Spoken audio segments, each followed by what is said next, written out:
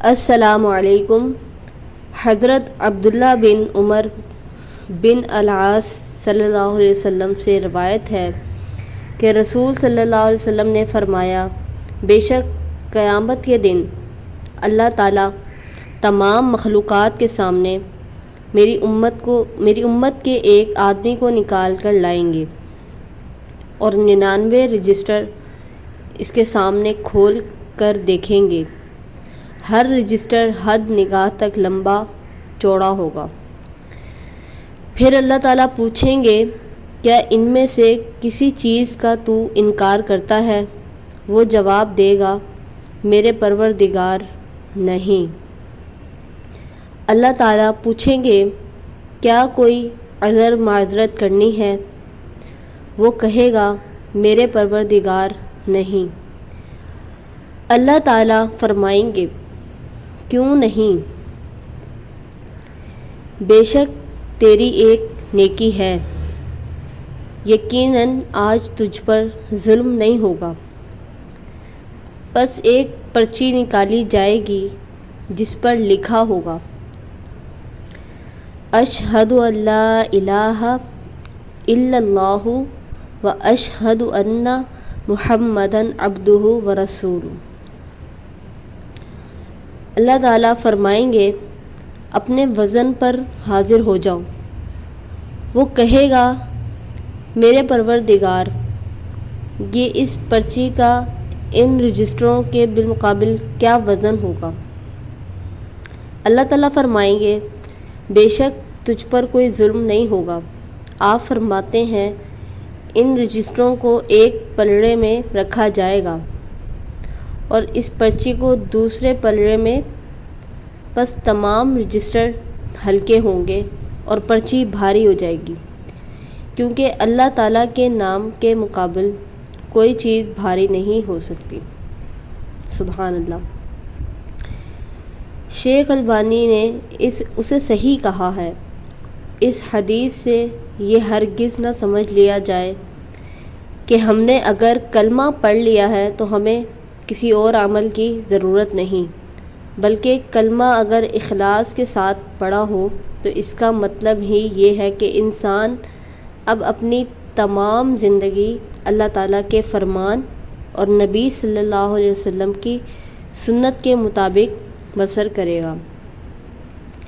نیز کتاب و سنت میں کتنے ہی ایسے مقامات ہیں جن میں اللہ تعالیٰ نے کامیابی کے لیے ایمان کے بعد عمل صالح کا بھی ذکر کیا ہے، جیسا کہ ایک مقام پر فرمایا، ان الذین آمنوا وعملوا الصالحات کانت لہم جنات الفردوس نزلا۔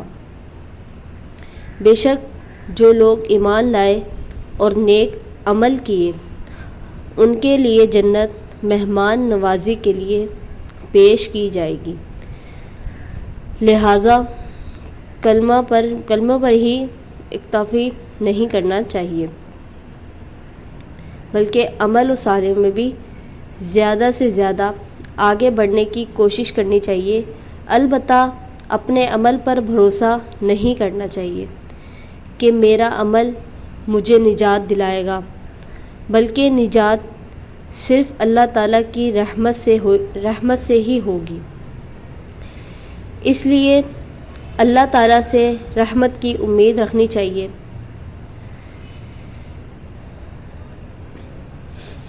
ہم ایک نیکی کرتے ہیں، نماز پڑھتے ہیں یا اپنے دین پر چل رہے ہوتے ہیں تو ہم یہ سمجھتے ہیں ہم اللہ تعالیٰ کی طرف ہیں، ہم ہر کام اچھا کر رہے ہیں، ہمارا کوئی گناہ نہیں ہے اور ہمیں کوئی سزا نہیں ملے گی یا ہمیں عذاب نہیں ہوگا۔ تو ایسا سمجھ لینا بھی غلط ہے، اس طرح نہیں سوچنا چاہیے، نہ سمجھنا چاہیے۔ ہو سکتا ہے ہم اس طرف صحیح چل رہے ہوں، لیکن اور کسی طرف ہماری غلطیاں ہو رہی ہوں ہم سے، جس کی وجہ سے ہماری پکڑ ہو جائے یا ہمیں اس کی وجہ سے سزا دی جائے۔ تو یہ ایسی بہت سی چیزیں ہوتی ہیں جنہیں ذہن میں رکھنا بھی ضروری ہوتا ہے۔ البتہ جیسے ہم لوگ قرآن پاک پڑھ رہے ہیں، ہم نماز پڑھ رہے ہیں، ہم دین کا وہ سارا کام کر رہے ہیں اپنے ایمان والا، سارا کر رہے ہیں اور اس پر عمل کر رہے ہیں، ایک طرف ہم جھوٹ بول دیتے ہیں، ایک طرف ہم غیبت کر لیتے ہیں، چغلی کر لیتے ہیں بیٹھ کے، تو وہ بھی ہمارے گناہوں میں شامل ہو جاتی ہے اور اس کا بھی ہمیں عذاب ہوگا۔ تو کوشش کیا کریں جتنا ہو سکے ایسی چیزوں سے دور رہیں اور ایسی چیزوں کی طرف جانے سے بچیں، خود کو روکیں، ایسی چیزوں کو اپنے آپ سے دور رکھیں جتنا ہو سکتا ہے، خود کو بچا کے رکھیں اور ایمان پر چلیں، ایمان والے رستے پر چلیں۔ جھوٹ بولنے سے، غیبت کرنے سے، چغلی کرنے سے کچھ حاصل نہیں ہوگا سوائے گناہوں کے۔ تو بہتر یہی ہے کہ فارغ ٹائم میں بجائے کسی کے ساتھ چغلیاں کرنی، غیبت کرنی، تسبیح لے لیا کریں، تسبیح کر لیا کریں،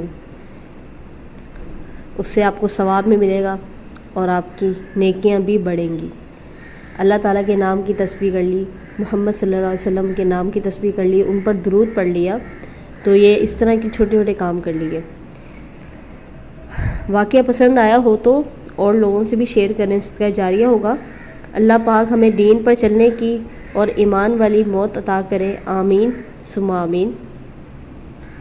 آپ لوگوں سے گزارش ہے کہ سپورٹ کریں اسلامی واقعات کے لیے، اس چینل کو سبسکرائب کر لیں۔ شکریہ مجھے سننے کا۔ اللہ حافظ۔